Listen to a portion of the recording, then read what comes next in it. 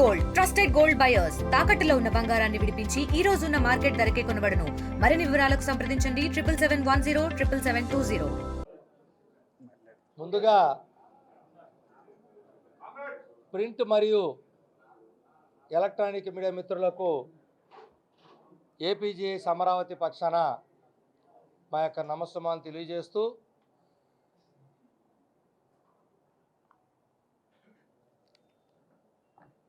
ఈరోజు ఏపీజేఏసీ అమరావతి రాష్ట్ర కార్యవర్గ సమావేశం అంటే ఏపీజేఏసీ అమరావతిలో ఉన్నటువంటి 90 సంఘాల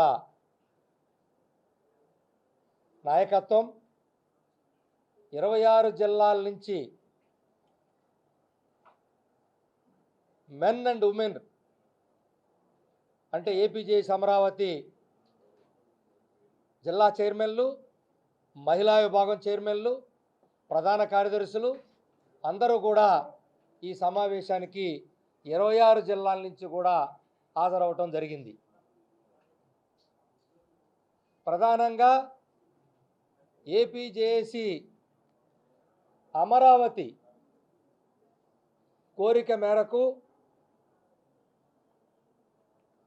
ఇటీవల 20వ తారీఖున గౌరవ చీఫ్ సెక్రటరీ గారి ఆధ్వర్యంలో జాయింట్ స్టాఫ్ కౌన్సిల్ సమావేశాన్ని నిర్వహించినందుకు వారికి ధన్యవాదాలు తెలియజేస్తా ఉన్నాం. ఈ కూటమి ప్రభుత్వం అధికారంలోకి వచ్చి సంవత్సరం రోజులు దాటిపోయి 2-3 మాసాలు అయినప్పటికీ కనీసం ఉద్యోగులకు సంబంధించి ఏ అంశాల మీద గౌరవ ముఖ్యమంత్రి గారు కానీ లేదా గౌరవ కేబినెట్ ఉపసంఘం కానీ ఏ ఒక్కరు కూడా ఏ అంశాల మీద కూడా ఈరోజు వరకు కూడా కనీసం చర్చించకపోవడం బాధాకరమని ఏకగ్రీవంగా రాష్ట్ర కార్యవర్గం అభిప్రాయపడింది. మేము కోరుకున్నటువంటి ప్రభుత్వం గత ప్రభుత్వంలో రివర్స్ పిఆర్సీ లాగా అనేక ఇబ్బందులు పడి మరి ఈ ప్రభుత్వం మేము రాగానే అన్ని సకాలంలో ఇస్తాం, మీకు డిఏలు ఇచ్చేస్తాం, పిఆర్సీలు ఇచ్చేస్తాం, ఐఆర్లు ఇచ్చేస్తాం అని అన్నీ కూడా చేస్తామని గౌరవ ముఖ్యమంత్రి గారు బహిరంగంగా చెప్పిన విషయాలు కానీ మేనిఫెస్టోలో చెప్పిన విషయాలు కానీ ప్రతి ఒక్కటి కూడా ఈరోజు రాష్ట్ర కార్యవర్గంలో నెమరేసుకునేటువంటి పరిస్థితి. మరి ఈ రోజున గతంలో జరిగినటువంటి 20వ తారీఖు సమావేశంలో ఆ సమావేశాన్ని ఈరోజు జరిగే రాష్ట్ర కార్యవర్గ సమావేశం ఉందని అప్పటికే ప్రభుత్వానికి స్పష్టం చేసి ఉన్నాం. మరి ఆ రోజున ఆర్థికేతర ఫైనాన్షియల్, నాన్ ఫైనాన్షియల్ అంశాలన్నీ కూడా అంటే ఇటు ఐఆర్ మొదలుకొని డిఎల్ దగ్గర నుంచి రావాల్సిన వేల కోట్ల బకాయిల దగ్గర నుంచి అనేక ఆర్థికేతర అంశాలను కూడా వారికి స్పష్టంగా చెప్పాం. అందులో కాంట్రాక్ట్ ఉద్యోగుల క్రమబద్ధీకరణ అడిగాం, అవుట్సోర్స్ ఉద్యోగుల సంక్షేమ పథకాల గురించి మాట్లాడాం, పెన్షన్లకు రావాల్సినటువంటి కోట్లాది రూపాయల బకాయిల గురించి మాట్లాడాం, గ్రామవార్డు సచివాలయ ఉద్యోగుల సమస్యల గురించి మాట్లాడాం. ఇలా అనేక సెక్టార్లు అన్ని విషయాలు కూడా వారి దృష్టికి తీసుకెళ్ళాం. అంటే అన్ని సెక్టార్లు కూడా ఏ ఒక్కరికి కూడా ఈ ప్రభుత్వం వచ్చినాక మమాని మొదలుపెట్టింది లేదు కాబట్టి అన్ని అంశాలను కూడా ఆ రోజు వారి దృష్టికి తీసుకెళ్ళాం. ఏ అంశమూ పరిష్కారానికి రాలేదు. ఈరోజు మా బకాయిలు వేల కోట్ల ఉన్న సంగతి గౌరవ ముఖ్యమంత్రి గారే స్వయంగా అసెంబ్లీలో ప్రకటించారు. ఇప్పుడు బకాయిల మాట సంగతి లేదు, పిఆర్సీ లేదు, డిఏ లేవు, ఐఆర్ లేదు, ఏ చర్చ లేదు. మరి ఒక్కొక్క ఉద్యోగికి మాకు రావాల్సిన బకాయిలు సూచాయగా ఈరోజు లెక్కలు తీస్తే 3 నుంచి 5 లక్షల దాకా ఒక్కొక్క ఉద్యోగికి బకాయి ఉంది. ఒక్కొక్క ఉద్యోగికి కనీసం మాకు తెలిసింది, ఇంకా తెలియని ఎన్నో తెలియదు. అదే రిటైర్ అయినటువంటి ఉద్యోగి వారికి రావాల్సిన బకాయిలు చూస్తే 15 నుంచి 25 లక్షలు రావాల.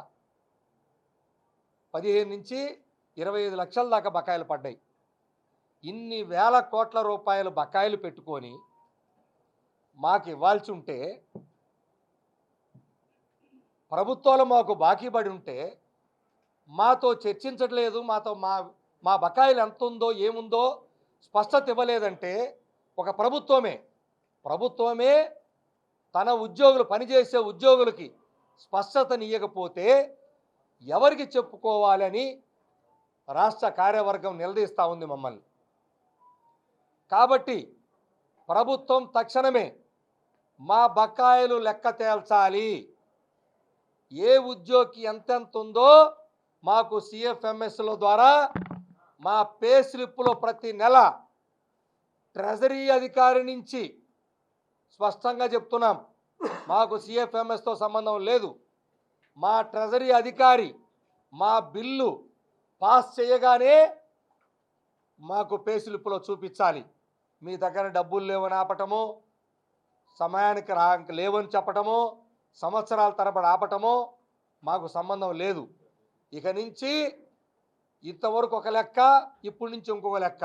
మాకు ఎట్టి పరిస్థితుల్లో మాకు పే స్లిప్పులు ఇవ్వాలి, అది మా హక్కు. మేము కష్టపడిన పనికి కూలీ అడుగుతున్నాం, మాకేం ఎక్స్ట్రా ఇచ్చేది కాదు. కాబట్టి మా పే స్లిప్పులో రిటైర్ ఉద్యోగి కానీ ఇక నుంచి ప్రతి బకాయి తేలాలి. ఇంతకుముందు ఇవ్వాల్సిన బకాయిలు చెప్పండి, ఇక నుంచి మాకు రావాల్సింది చెప్పండి. ఈరోజు దాదాపుగా 4 డిఏలు పెండింగ్ ఉన్నాయి. ఒక ఆయన భాష్యం చెప్తా ఉన్నాడు, చూశాను ఎక్కడో. కరువు ఎక్కడొచ్చింది రాష్ట్రంలో? కరువు బత్యం ఎందుకు ఇస్తారు? కరువు వస్తే కదా ఇచ్చేది, కరువు వస్తే ప్రజలకు కదా ఇవ్వాలి, ఉద్యోగులు ఎట్ట అడుగుతారని ఒక ఆయన చెప్తున్నాడు నిన్న.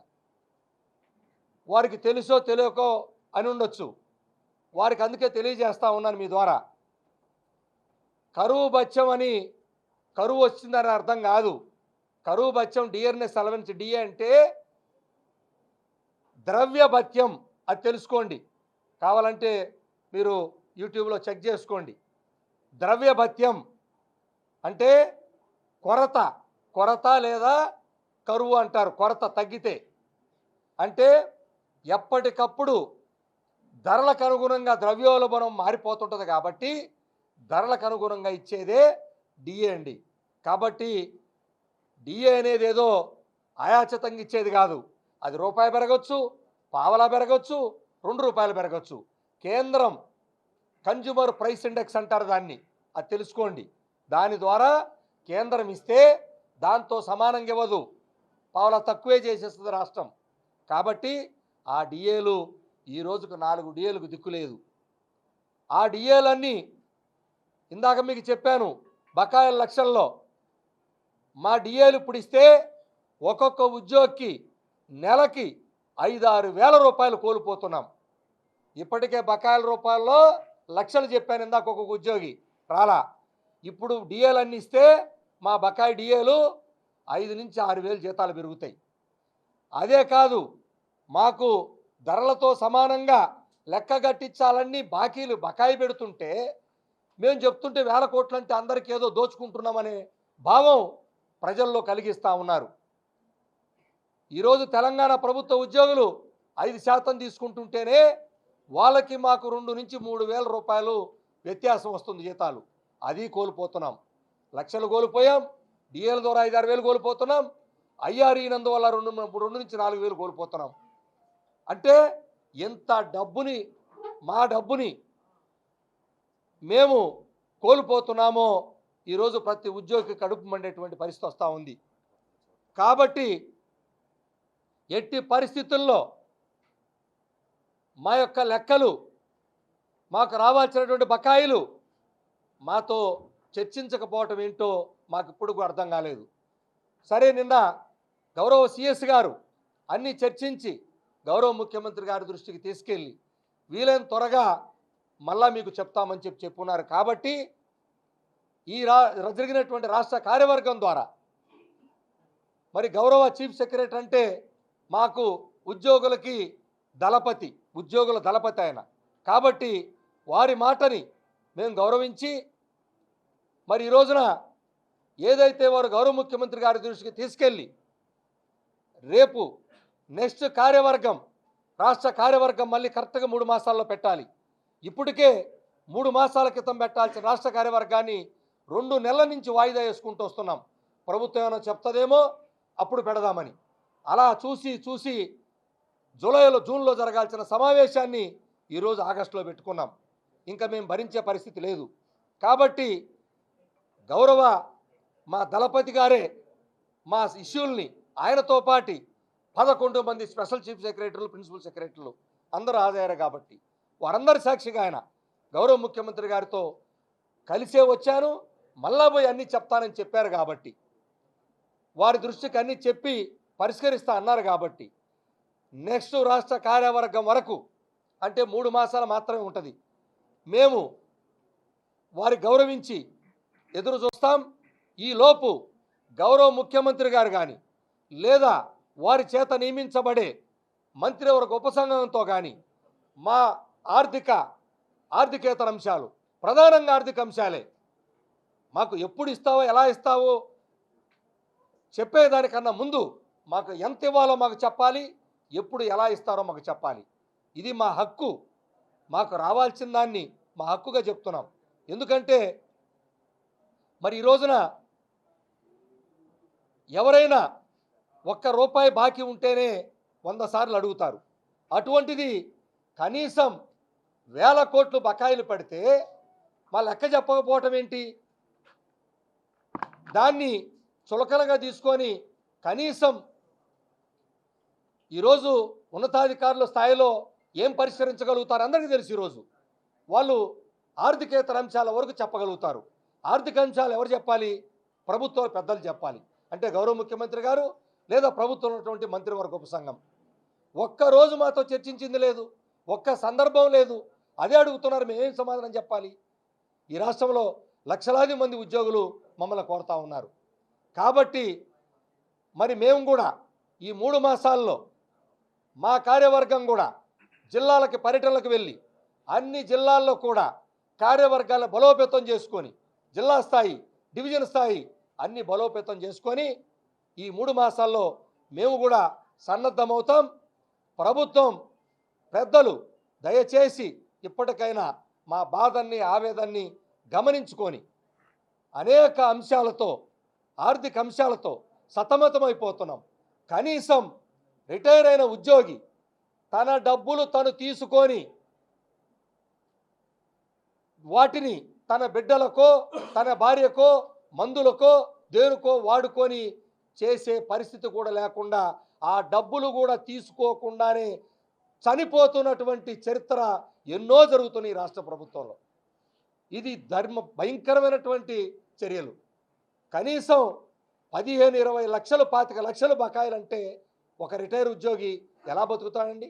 రిటైర్ అవ్వగానే అతని డబ్బులు అతని చేతిలో పెట్టి గౌరవంగా ఇంటికి పంపించేవాళ్ళు ఒకప్పుడు. అది పోయి ఈరోజు లక్షల రూపాయల బకాయిలంటే ఎప్పుడు తీసుకోవాలి, ఎవరు ఎప్పుడు తీసుకొని ఎవరికి ఇవ్వాలి, ఎవరికి ఇవ్వకూడదు? కనీసం ఒక రిటైర్ అయిన ఉద్యోగి డబ్బులు తీసుకోలేదు, భార్య ముందే చనిపోయింది, ఆయన చనిపోయాడు, ఇప్పుడు డబ్బులు ఎవరికి ఇవ్వాలో తెలియదు, పిల్లలు లేరు, వాళ్ళకి ఎవరికి ఇవ్వాలి? ఇంత దారుణమైనటువంటి పరిస్థితులు వస్తూ ఉన్నాయి. లక్షలాది రూపాయలు పోగొట్టుకోవడానికి మేము సిద్ధంగా లేము. మా ఉద్యోగులు ఏదైతే ఈ 3 మాసాల్లోనే దయచేసి గౌరవ ముఖ్యమంత్రి గారు కానీ, వారి మంత్రివర్గం కానీ ప్రభుత్వ ఉద్యోగులతో చర్చించి మా బకాయిలు అంశాన్ని తీర్చాలని, అలాగే జిల్లా స్థాయిలో అన్ని ఉద్యోగ సంఘాలు ఏదైతే ఏపీజే సమరావుతున్నటువంటి ఉద్యోగ సంఘాలందరూ కూడా ఇటు మహిళా విభాగాన్ని పూర్తిగా బలోపేతం చేసుకున్నాం. 26 జిల్లాల మహిళా విభాగాన్ని ఏర్పాటు చేసుకున్నాం. అలాగే గ్రామ వార్డు సచివాలయ ఉద్యోగులను బలోపేతం చేసి వాళ్ళ ఈ 3 మాసాల్లో వాళ్ళ టీము సిద్ధం చేస్తాం. రాష్ట్రంలో ఉన్నటువంటి అవుట్సోర్సింగ్ ఉద్యోగులందరినీ కూడా సిద్ధం చేసుకొని అన్ని రకాలుగా సన్నద్ధమవుతాం. దయచేసి ఈలోపు ప్రభుత్వం ఉద్యోగులు ప్రజలకు ఇబ్బంది కలగజేసేటువంటి ఉద్యమాలకి బాట పట్టకుండానే ప్రభుత్వం సమస్యలు పరిష్కరించడానికి ముందుకు రావాలి.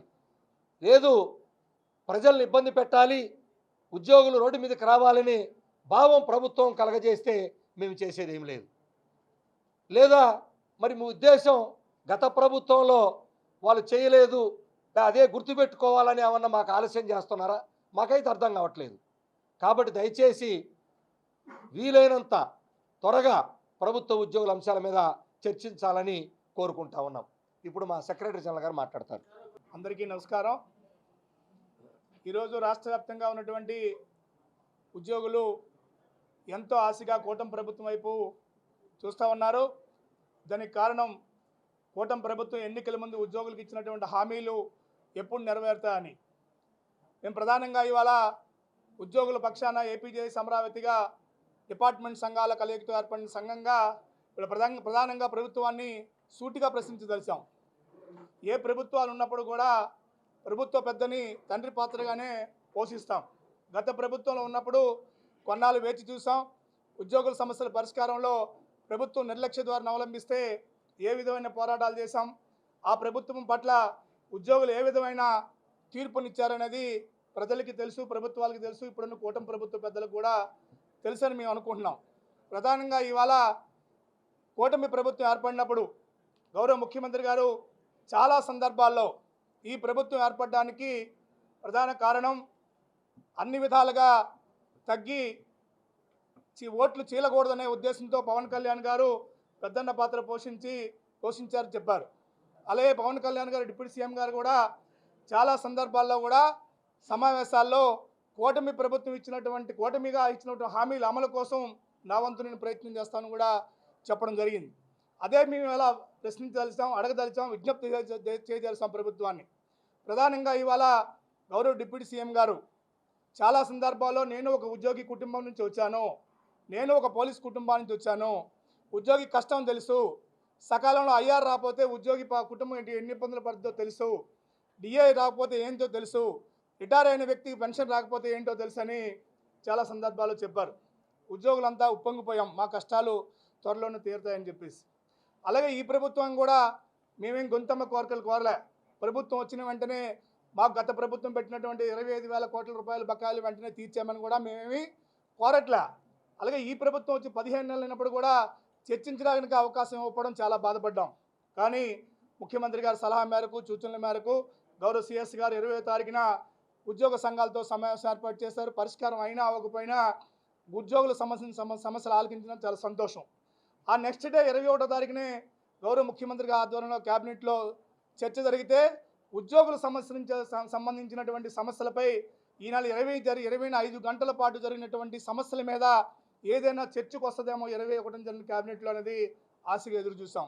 ఎక్కడా చర్చ కనబడరా. దాంతో ఇవాళ ఉద్యోగులంతా కూడా తీవ్రమైన అసంతృప్తి గురయ్యారు. ఈ 15 నెలలు ఒక పాత్ర, మొన్న 21 మీటింగ్ అయిన తర్వాత 21 క్యాబినెట్ మీటింగ్ అయిన తర్వాత ఉద్యోగుల వైఖరిలో తీవ్రమైన నిరాశ నిస్పృహలకు గురైన పరిస్థితి ఉంది. ప్రధానంగా ఇవాళ ఐఆర్ ప్రకటించాల్సిన అవసరం ఉంది. తెలంగాణ ప్రభుత్వం ఎప్పుడో ఐఆర్ ప్రకటించింది. ఐఆర్ అక్కడ ప్రకటించి ఇక్కడ ప్రకటించిన కారణంగా ఎంత నష్టపోతున్నాం మీ అందరికీ తెలిసిందే. అలాగే 12వ పిఆర్సీ సంబంధించి కూడా గత ప్రభుత్వం ఎంత జాప్యం చేసింది, దానివల్ల ఈ బకాయిలంతా కూడా ఈ ప్రభుత్వం వచ్చిన తర్వాత కూడా వెంటనే పిఆర్సీ కమిషన్ దానికి పెట్టుబడి లేనిది. గత ప్రభుత్వం పిఆర్సీ కమిషన్ ఇస్తే రాజీనామా చేస్తే అది నియామకం జరగలేదు. దానివల్ల పరిస్థితి ఏంటి, ఇవాళ 12వ పిఆర్సీ 1/7/2023 నుంచి రావాలి. ఇవాళ 25 జూన్ వచ్చేసింది. అంటే 2 సంవత్సరాల కాల పరిమితి ముగిసిపోయింది. ఇప్పుడు పిఆర్సీ కమిషన్ ఇస్తే మరి 1 ఇయర్ పట్టొచ్చో ఎన్నాళ్ళు పడుతుందో తెలియని పరిస్థితి. అంటే గత బకాయిలు ఈ బకాయిలు చూసుకుంటే ఎన్ని వేల కోట్లు అవుతాయో ఒకసారి ఆలోచన చేయాలా. డిఏ బకాయిలు వేలాది కోట్లు ఉన్నాయి. 3 డిఏలు పూర్తి అయిపోయినాయి. 4వ డిఏ కూడా ఇవ్వాల్సిన పరిస్థితి ఉంది. పెన్షనర్ల పరిస్థితి చాలా తీవ్రమైన ఆవేదన గురవుతున్నారు. కాబట్టి వీటన్నింటినీ పరిష్కరించాల్సిన బాధ్యతనే ప్రభుత్వం తీసుకోవాలి. ఇవాళ చైర్మన్ గారు ఇప్పుడే చెప్పారు 3 నెలల గడువు అని. 3 నెలల గడువు అంటే ఇవాళ బాధ్యత గల ఉద్యోగులుగా మేము కూడా ప్రభుత్వాల భాగస్వామ్యులుగా మంచి చెడు తెలుసు కాబట్టి దేనికైనా గడువు ఇవ్వాలనే ఉద్దేశంతోనే ఇవాళ రాష్ట్ర కార్యవర్గ సభ్యులంతా కూడా మీరు ఎప్పుడు ఇంకా జాప్యం చేస్తే మీ చేతకాంతనమా, మీరు లొంగిపోతున్నారనే విధంగా మీరు రాకముందు ప్రశ్నిస్తున్నారు. ఇంకా చాలామంది మాట్లాడాల్సి ఉంది. సాయంత్రం వరకు ఎంత దాడి చేస్తారో నాయకత్వం మీద తెలియని పరిస్థితి అయినప్పుడు కూడా బాధ్యత గల ఏపీజేఎస్ అమరావతి సంఘ నాయకులుగా ఒక ఆలోచన చేసి దేనికైనా సమయం ఇవ్వాలి అని మేము కోరుతున్నాం. మేము ప్రజలకు ముఖ్యంగా విజ్ఞప్తి చేసేది, మేము ఉద్యోగులు కూడా ప్రజల్లో భాగస్వామ్యమే, మేము కూడా మీ కుటుంబ సభ్యులమే. అలాగే మాకు ఉద్యోగులకు సంబంధించి కూడా తల్లిదండ్రులు కూడా ఈ సమాజంలో ఈ రాష్ట్రంలో ప్రజలే. అందుకని ఈ ఉద్యోగుల కష్టసుఖాలు కూడా మీ కష్టసుఖాలు భావించాల్సిన అవసరం ఉంది. మేము పనిచేసే కాలానికే జీతం అడుగుతున్నాం, మాకు రావాల్సిన బకాయిలు అడుగుతున్నాం తప్ప కొత్తగా ప్రభుత్వానికి కొత్తగా సంక్షేమ పథకాలు లేకపోతే ఇంకోటి కొత్త స్కీమ్స్ అడగట్లేదు. కాబట్టి ఆ విధంగా దయచేసి ప్రభుత్వం చొరవ తీసుకొని వెంటనే సమస్యలు పరిష్కరిస్తారని మేము భావిస్తున్నాం. లేని ఎడల ఏదైతే నెక్స్ట్ కార్యవర్గంలో సమస్యలు పరిష్కరించకపోతే అన్ని జిల్లాల్లో తిరిగి ఉద్యోగులు సన్నద్ధం చేసే విధంగా సమావేశాలు నిర్వహిస్తాం. సంస్థాగతంగా మా సంఘాలను బలోపేతం చేసుకుంటాం. అవసరమైతే ఎటువంటి ఉద్యమానికైనా సరే, ఉద్యమాలకు వెనకడిగే సంఘాలు ఏపీజేఎస్ అమరావతిలో లేవు. ఇది ఒక సంఘం కాదు, 96 సంఘాల కలయికతో ఏర్పడినటువంటిది. దీంట్లో ఉద్యమ చరిత్ర గల సంఘాలు ఎన్నో ఉన్నాయి. అందుకని ఉద్యమానికి ఎటువంటి వెనకడిగేసే పరిస్థితి ఉండదు. దయచేసి గత ప్రభుత్వం ఉద్యోగుల పట్ల చిన్న చూపు చూసి ఏ విధమైన ఇబ్బంది పడ్డారో ఆ పరిస్థితి తెచ్చుకోకుండా చూడాలని చెప్పేసి ప్రభుత్వానికి విజ్ఞప్తి చేస్తూ గౌరవ ముఖ్యమంత్రి గారు వెంటనే మా ఉద్యోగుల సమస్యలు పరిష్కరించాలి అని, ఆర్థికపరమైన సమస్యలు వెంటనే పరిష్కరించాలని విజ్ఞప్తి చేస్తుంది. Thank you.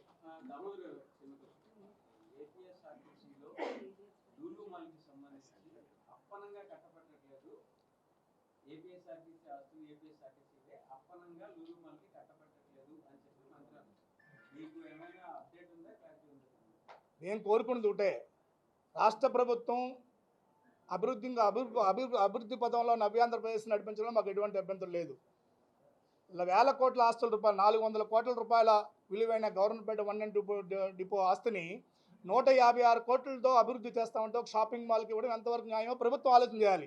అంటే 156 కోట్లతో అభివృద్ధి చేస్తామన్న షాపింగ్ మాల్ యజమాని వస్తే 400 కోట్ల రూపాయల విలువైన స్థలాన్ని ప్రభుత్వం ఇవ్వడం ఎంతవరకు బాగా? ఎన్ని షాపింగ్ మాల్స్ ఉన్నాయి ఇవాళ భారతదేశంలో? రాష్ట్రంలో సిఎంఆర్ ఉన్నాయి, స్పాన్సర్ ఉంది, డిమార్ట్స్ ఉన్నాయి. షాపింగ్ మాల్స్ ఇవ్వడం కాదు. ఇదే ప్రభుత్వం గన్నవరంలో 29 ఎకరాలు హెచ్సిఎల్ కంపెనీకి ఇచ్చారు. దాంట్లో ఇచ్చిన ఉద్యోగులు ఎవరు కూడా 15,000 20,000 కంటే ఎక్కువ లేదు. దయచేసి అభివృద్ధికి మేము వ్యతిరేకం కాదు. ఈ లూలు మహల్కే ఊరు బయట ఎక్కడైతే ఇచ్చుకుంటే ఆ ప్రాంతం కూడా అభివృద్ధి చెందుతుంది, ఆ విధంగా ఆలోచన చేయాలని చెప్పేసి మేము ఈ సందర్భంగా విజ్ఞప్తి చేస్తాం. సంపద సృష్టించాలంటే అమరావతిని అంత దూరం ఎందుకు కట్టాలి? అమరావతి అక్కడ కడితే ఆ ఏరియా అంతా డెవలప్ అయితే సంపద సృష్టిస్తుందని. ఇవాళ నగరం నడిబొడ్డులో ఉన్నటువంటి స్థలాన్ని ఇస్తే సంపద సృష్టించడం అవ్వదు. మాకేదో గొల్లపూళ్ళు ఇస్తూ ఉన్నారు. ఆ గొల్లపూడిలో లూలు మహల్ స్థలం ఇస్తే ఆ ఏరియా డెవలప్ అయితే అక్కడ సంపద సృష్టిస్తుంది. అక్కడ రెవెన్యూ వాల్యూస్ పెరుగుతాయి, రిజిస్ట్రేషన్ వాల్యూస్ పెరుగుతాయి, ఆ ప్రాంతంలో ఉన్న ఆస్తుపాస్తులు పెరుగుతాయి. ఇక్కడ ఇంకేం పెరగడానికి ఉంది? గజం 1,00,000 2 లక్షలు ఉంది. ఇంకా పెరగడానికి అవకాశాలు లేవు. నమస్కారం, నా పేరు Lakshmi. APJS Amaravati women wing state చైర్పర్సన్గా ఉన్నాను. ముఖ్యంగా 26 జిల్లాల్లో కూడా మహిళా కమిటీలను ఏర్పాటు చేసుకొని బలోపేతంగా ఉంది ఈరోజు ఏపీజేఎస్ అమరావతి మహిళా విభాగం. అయితే అన్ని విభాగాల్లో చూసుకున్నట్లయితే ముఖ్యంగా మా ఉమెన్ చైర్పర్సన్లు వాళ్ళ జిల్లాల్లో ప్రాబ్లమ్స్ ఏవైతే చెప్తున్నారంటే చైల్డ్ కేర్ లీవ్ గురించి మెయిన్ వస్తుంది. చైల్డ్ కేర్ లీవ్ అనేది కేంద్ర ప్రభుత్వ ఉద్యోగులకి 2 సంవత్సరాలు ఇస్తూ ఉన్నారు. బట్ రాష్ట్ర ప్రభుత్వం వచ్చేసి 6 నెలలే ఇస్తూ ఉన్నారు. మన గౌరవ ముఖ్యమంత్రి వర్యులేమో పిల్లల్ని కనండి, దేశాన్ని అభివృద్ధి చేయండి అన్న ఒక స్లోగన్తో ముందుకెళ్తున్న తరుణంలో మరి ఏ విధంగా వాళ్ళ సంరక్షణ బాధ్యత చూసుకుంటూ ఒక మహిళ ఉద్యోగానికి వెళ్ళగలుగుతుంది అనేది ఆలోచించాల్సిన విషయం. కాబట్టి కేంద్ర ప్రభుత్వ ఉద్యోగులకు ఏ విధంగా అయితే 2 సంవత్సరాల సెలవులు ఇస్తున్నారు, అదేవిధంగా మాకు కూడా 2 సంవత్సరాల సెలవులు ఇవ్వాలని కోరుకుంటా ఉన్నాము. ఏదైతే ఇంకొకటి ఏంటంటే గ్రామ వార్డు సచివాలయ ఎంప్లాయీస్ దానికి సంబంధించి ఉద్యోగులకి సంబంధించి ఎలా ఉందంటే పాపం అన్ని విధాలా కూడా ఈరోజు వెనకబడిన విధంగా ఉందండి ఆ ఉద్యోగుల పరిస్థితి. అయితే వాళ్ళ సమస్యలు ఏవైతే ఉన్నాయో అవన్నీ కూడా మా చైర్మన్ గారు ఆల్రెడీ రిప్రజెంట్ చేస్తున్నారు గవర్నమెంట్కి. అవన్నీ కూడా సమస్యల పరిష్కార దిశగా పనిచేయాలని చెప్పేసి కోరుకుంటా ఉన్నాము. ఇంకొక విషయం ఏంటంటేనండి, వాళ్ళల్లో గ్రేడ్ 5 కింద రిక్రూట్మెంట్ అనేది చేస్తూ ఉన్నారు. అలా కాకుండా గ్రేడ్ 6 కింద రిక్రూట్మెంట్ చేస్తే వాళ్ళందరికీ కూడా బెనిఫిట్ అవుతుంది అనే విధంగా ఉంది. కాబట్టి మా ఏపీజేఎస్ అమరావతి చైర్మన్ గారు ఏ విధంగా అయితే రిప్రజెంట్ చేశారో ఆ విధంగా వాళ్ళకి ఇవ్వాలని చెప్పేసి కోరుకుంటూ ఉన్నాం సార్. Thank you. తెలుగులో ఫాస్టెస్ట్ న్యూస్ యాప్ ఇప్పుడు కొత్త అవతారంలో 5 సెకండ్లోనే పూర్తి వార్తా సమాచారం మీ చేతిలో. సోషల్ మీడియా ట్రెండ్స్ మీ కళ్ళ ముందుకే live TV and voice search ఆప్షన్స్తో ఇప్పుడే డౌన్లోడ్ చేయండి. యాప్ లింక్ డిస్క్రిప్షన్లో ఉంది.